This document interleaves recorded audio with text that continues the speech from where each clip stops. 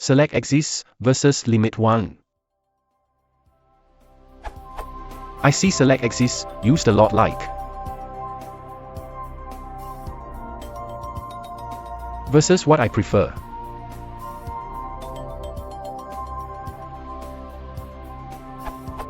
Which one is preferred and why?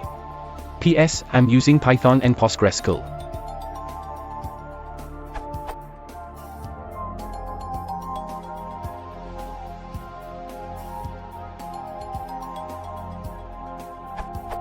My point is, why getting a row from the result and check if its first column is true, if I can just check if there are any rows at all, meaning the same.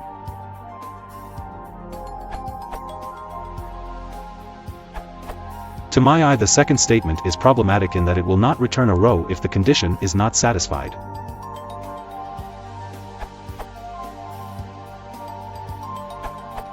PostgreSQL seems to clever enough to treat both statements alike, as you can clearly see in your execution plans. My tests with a local table with 150000 rows and 100 selected out of that by the condition also show the same behavior. The bottom line is, it doesn't really matter which one you use, but you should be aware that other DBMS might not behave in the same way.